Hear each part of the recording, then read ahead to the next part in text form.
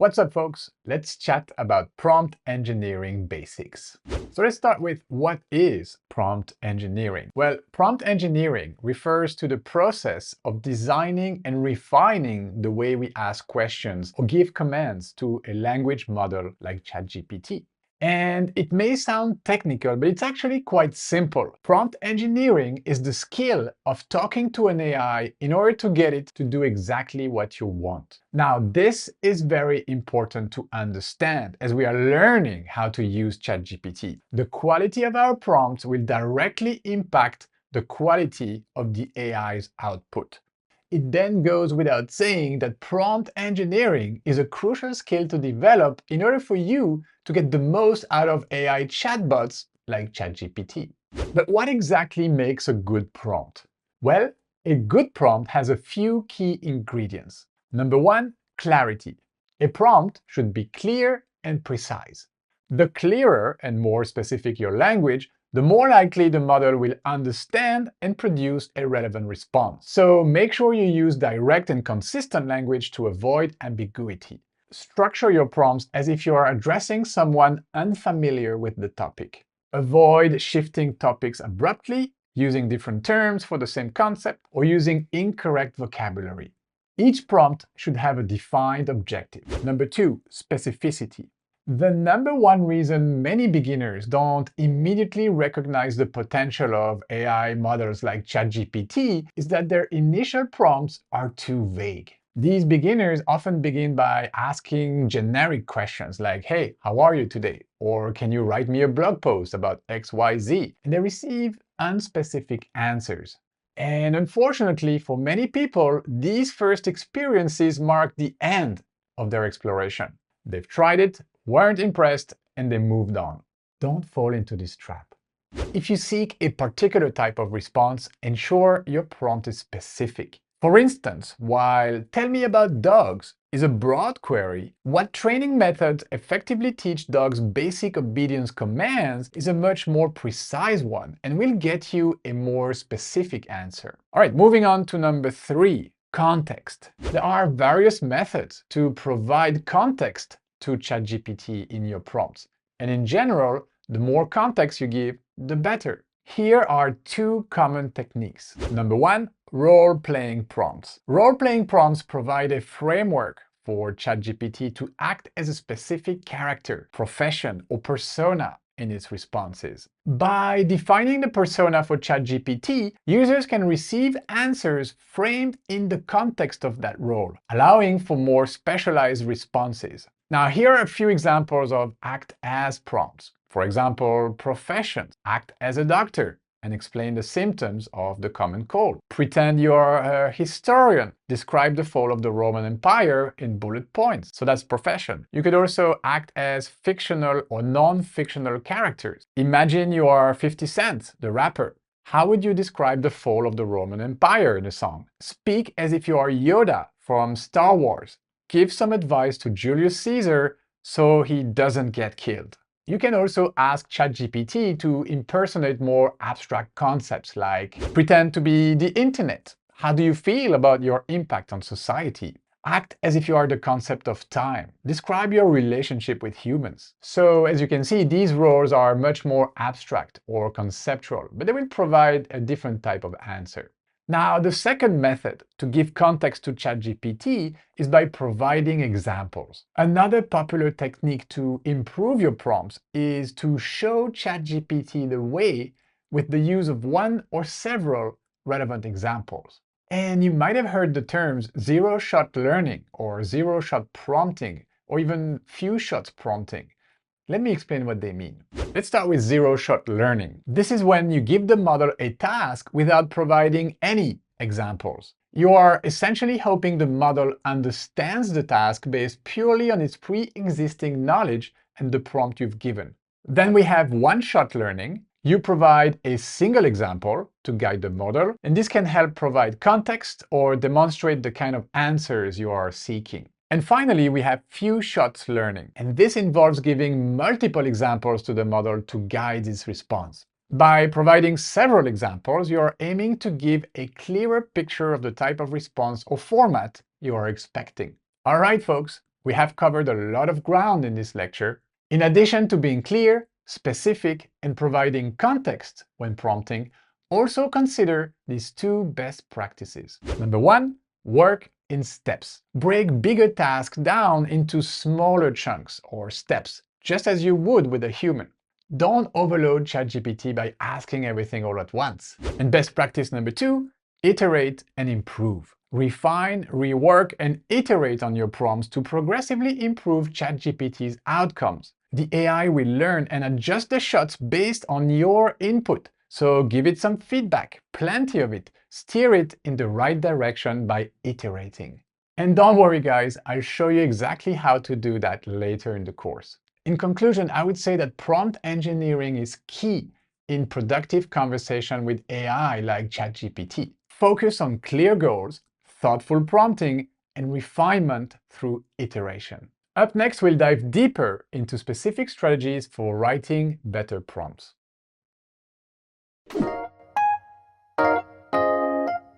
In this lecture, I will introduce a formula for crafting effective prompts when using AI chatbots like ChatGPT, Bing, or Google Bard. I call this formula the 6 blocks of a winning prompt, and it goes like this. To write a great prompt, start with a persona, then give some context, then the task, then the format, plus some examples, and then specify the tone of voice. All right, let's break this down. By persona, I mean to tell the AI who it is impersonating. Now, context is to provide additional or relevant information as the context for this task. Then comes the task, and here we need to formulate some clear instructions or a clear question. Then the format, we want to specify the desired output format. Then give some examples. Provide a couple of examples that will set a pattern for the AI to follow. That's what we call few shots learning, remember? And then finally, the tone, we give some instructions on the desired tone of voice for our output. Now, I know, this could seem kind of confusing at first. There's a lot going on in this formula, but don't worry. I'm going to break it down for you and use a very practical example so that you understand how to build your prompts using this formula.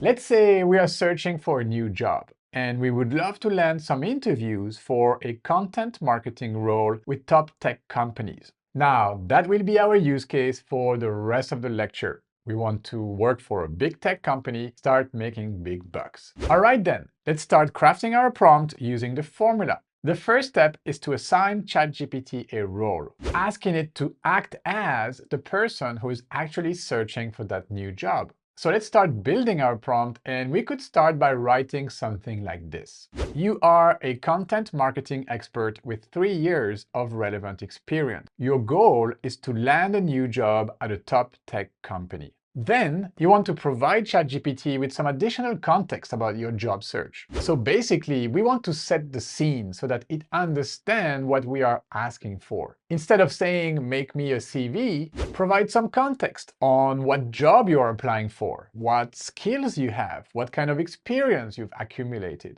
And here, the more details you give, the better. So let's give it a shot. You are looking for a high-paying job in the tech industry as a content marketer. You have 3 years of relevant experience in content creation, written, video, images. You are proficient with Canva, Adobe Premiere Pro, and content management tools like Asana and Mondays. You don't mind working remotely and value companies with strong culture. Next up is being super clear with the task you are giving ChatGPT. Don't beat around the bush, tell it exactly what you want it to do. For example, you could write something like, provide some high-impact bullet points that describe my technical and soft skills as a top-notch content marketer. Here's a list of skills I want to highlight in my new CV. And then start your bullet list: keyword research and analysis, data analysis, strong writing and editing skills, experience creating different content formats like blogs, social media posts, videos, infographics, webinars.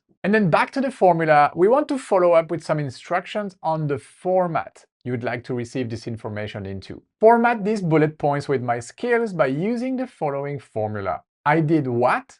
Achievement. For who? Previous employer. That resulted in what? impact. So here you see we have a very precise format in mind for these bullet points. All right, back to the formula. The trick to get the best output is to guide the AI with a few examples to follow.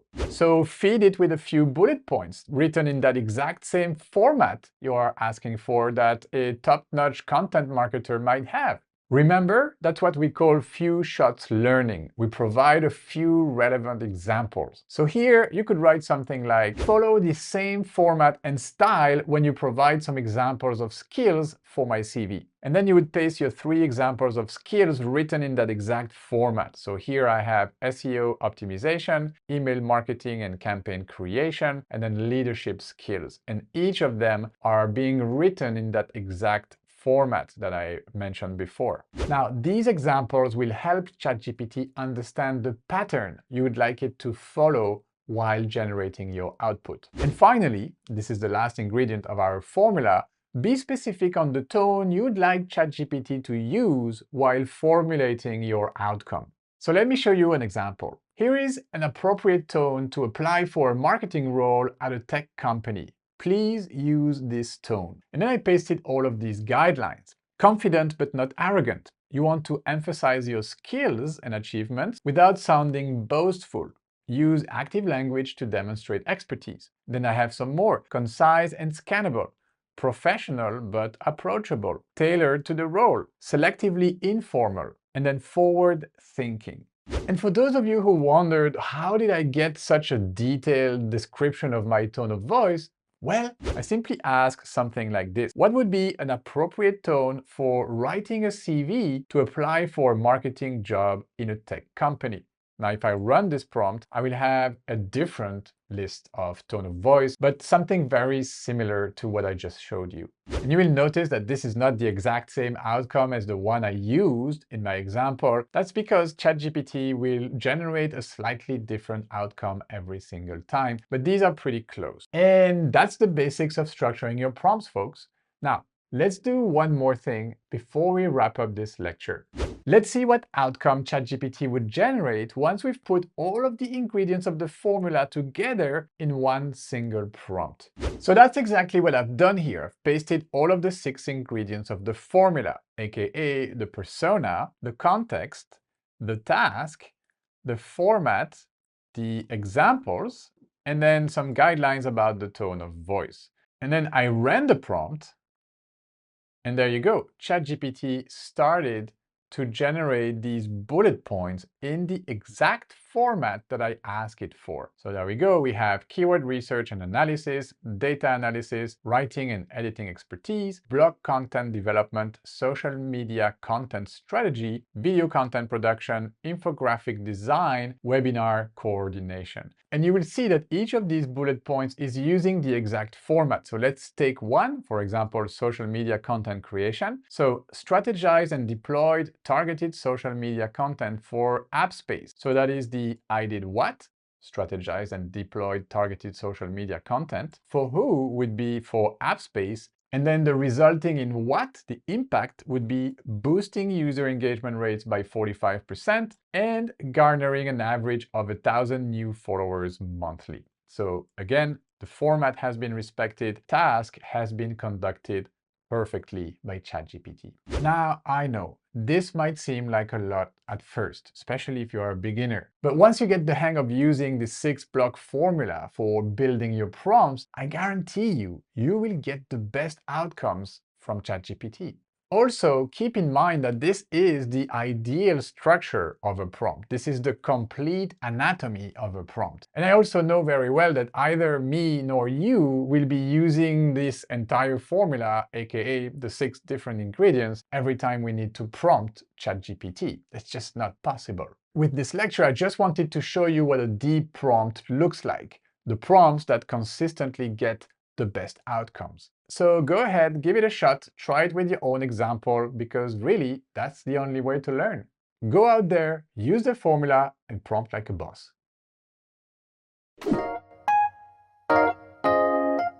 ChatGPT's answers are not always going to be great out of the box. As a matter of fact, most of the time, its first outcome will probably be quite generic and will require quite a bit of fine-tuning to really hit the mark. Now, this fine-tuning process is called iterative prompting. Now, in order for you to get acquainted with this process of iterative prompting, we're going to task ChatGPT to write an email for us. Let's say I need to write an email to my boss, Jerry, to let him know that I can't come to work today because I'm sick. Probably shouldn't have eaten these salmon nigiris that I found on the kitchen counter last night. So let's start with this prompt.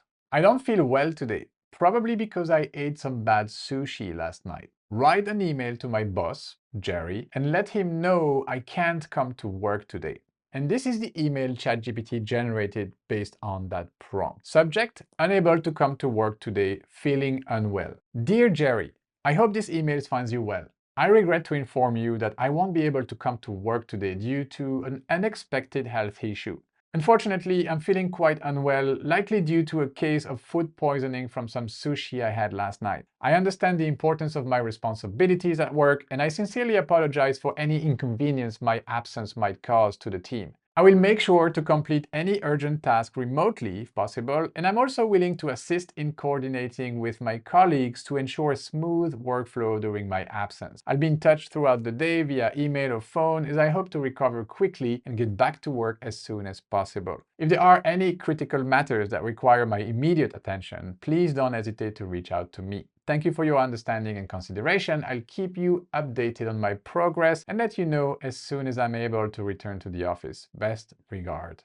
Now, that didn't sound at all like the way I would speak to Jerry. That is way too formal. So I need to follow up and ask ChatGPT to correct that tone. That's too formal. In the same chat, make sure you stay within the same chat. Otherwise, ChatGPT will lose the context of that first prompt. So in the same chat, I will write the following. That didn't quite sound like me. Jerry's my boss, but we communicate in a much more informal way. Please edit the email and use a tone of voice which is friendly, casual, and less corporate. We are a small team of marketers. So what I did here is that I provided 3 adjectives about the tone: friendly, casual, and less corporate. And I also give it some extra context by explaining that we are a small team of marketers. So usually marketing teams communicate in a more relaxed way, so that's why I did that. And here's the email that came back. Subject: not feeling great today, with the sick emoji. Hey Jerry, I hope you're doing well. I just wanted to shoot you a quick message to let you know that I won't be able to make it to work today. Again, sick emoji. Seems like those sushi rolls I had last night weren't the best idea, and my stomach is definitely not happy about it. I don't want to spread any germs around the office, so I think it's best if I stay home and recover. I promise I'll make up for it once I'm back and feeling 100% again. If there is anything super urgent that comes up, just give me a shout and I'll do my best to help out from my couch. Sorry for any hiccups this might cause in our plans, and thanks a million for understanding. I'll be keeping an eye on my inbox throughout the day, so feel free to reach out if you need anything. Catch you soon, and let's hope I'm back in action tomorrow. Cheers. So we can see that ChatGPT reworked that same email, but this time using a much more relaxed or casual tone of voice, which actually sounds much more like the way I would talk to Jerry. And I like that it also sprinkled some emojis here and there to make the email more casual. Great, that was much better. Now let's see some other ways we could tweak this email. Let's say I want to make it much shorter because I don't want to waste any of Jerry's time. I could prompt something like this. Make this much shorter and to the point. Jerry is a very busy guy. So once again, ChatGPT reworked my email and give me this. Subject: out sick today. Again, the sick emoji. Hey Jerry, quick heads up. I'm feeling under the weather after some iffy sushi last night. Can't make it to work today. I'll be on email if anything urgent pops up. Thanks for understanding. Best. That was much shorter indeed. And in the same range of idea, to make things shorter, you could ask ChatGPT things like, keep your output under 140 characters, summarize this into one tweet, shorten or expand your answer, cut the size of your output by 2, 3, 4, etc. You can also do things like ask ChatGPT to act as a famous person or a fictional character. Let's have a bit of fun. Rewrite the email in the voice of Sheldon Cooper from The Big Bang Theory. Now I'll try my best impersonating Sheldon Cooper. Subject: a sushi-induced ailment. Greetings, Jerry. I must regrettably inform you that I find myself in a state of physical discomfort today. The origin of my malaise can be traced back to a regrettable encounter with sushi during the previous evening. Given my current condition, it would be unwise for me to venture into the office. I shall remain in seclusion, nursing myself back to health and minimizing the potential spread of contagion. But fear not, for I shall maintain a digital vigilance over my electronic communications, should a matter of utmost urgency demand my attention. I appreciate your understanding and trust that my absence will not disrupt our finely tuned mechanisms of operation. Sincerely, Sheldon. Ronnie. Now, that was fun, but we could also ask the AI to do some other things, like ask it to make each line rhyme, like a poem or a rap song. Rewrite the email, but make every line rhyme, like if it was a rap song. And there we go, my email is now a rap song with the subject Sick Day Rhymes. Yo Jerry, listen up, gonna drop a line. Feeling sick as a dog, no work, no shine. Sushi last night, it ain't sitting right. Can't make it today, gotta heal up tight. Stomach's doing flips like a roller coaster ride. Gotta stay home, can't be by your side. I'll be on email if things go haywire, but for now, it's rest I require. In this rap, I say thanks for your patience and grace, hoping to be back soon in the office space. Till then, take care, keep the team on track. I'll be chilling at home with my snacks. Catch you on the flip side when I'm good as new. For now, it's peace out and achoo! Stay groovy. Your rap name. So you need to find your rap name. All right, guys, I think we had enough fun and I think you got the point. In order to get the most accurate, the most appropriate answer from ChatGPT, you need to use that technique that we call iterative prompting. Just start with the first prompt and then work with that outcome. Follow up with more prompts to give ChatGPT some directions on the length, the format, the tone of voice, the comprehension level, etc. It's all about iterating.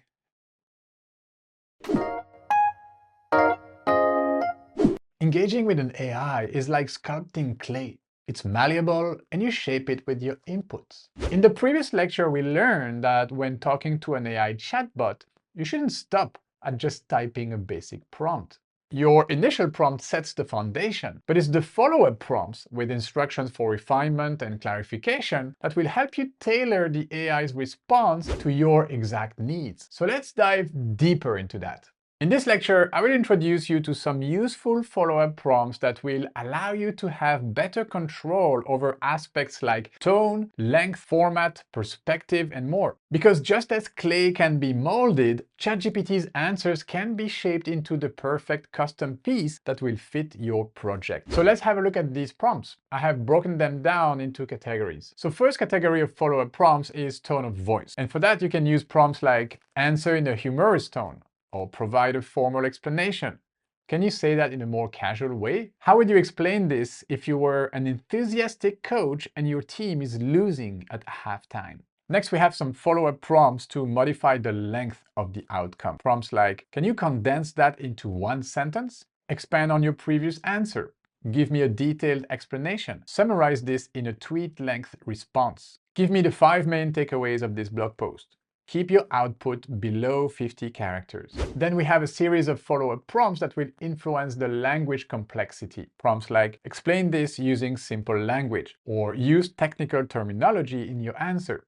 How would you describe this to a 5-year-old? Answer using only layman's terms. Edit this text for grammar, legibility, and spelling. Translate this into Spanish or any other language. Next, we have some follow-up prompts about format. Put your answer in a bullet point list. Can you format that as a step-by-step guide? Structure your answer as a pros and cons list. Present this as a dialogue. Insert some relevant emojis in this text. Use H2 formatting for the titles, or format this information into a table where column 1 is X, column 2 is Y, and column 3 is Z. Next, we have follow-up prompts for perspective. Write this from the perspective of a historian. How would a scientist explain this? Imagine you are a fiction writer. Spin a short story around this topic. Answer as if you were giving advice to a close friend. Then 2 quick prompts for specificity versus generality. Can you provide more specific examples? Give me a general overview instead. Then we have follow-up prompts to compare things. Can you compare and contrast these 2 concepts? How does this relate to another concept? Then some follow-up prompts for evidence and sources. Can you back that up with data or studies? Are there experts or reputable sources that support this? Some follow-up prompts for counter-arguments? What are some criticisms or opposing views on this topic? What are the counter-arguments to the point you made? Follow-up prompts to get some historical context? Can you provide a brief history of this topic? How has this evolved over time? Some follow-up prompts for hypothetical scenarios. What if a certain change or condition happens? Imagine a world where a certain scenario is true.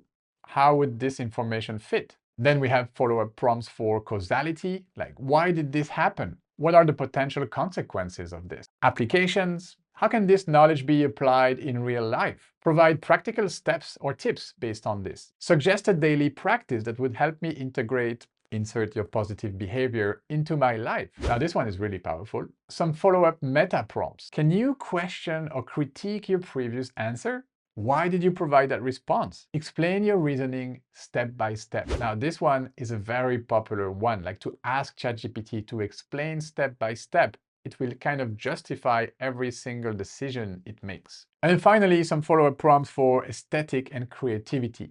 Can you present this in a poetic format? How would you visualize this information graphically? Or use only words that start with a P in your outcome. All right, I think I'm going to stop here because this could go on and on and on. Remember, to truly harness the power of chatbots like ChatGPT, it's essential that you interact with them as if you were having a conversation with them. And this means asking questions, providing examples, and refining your instructions as the conversation unfolds. A continuous dialogue tends to yield better results. And as you get familiar with these follow-up prompting techniques, you'll become a boss at prompting the AI.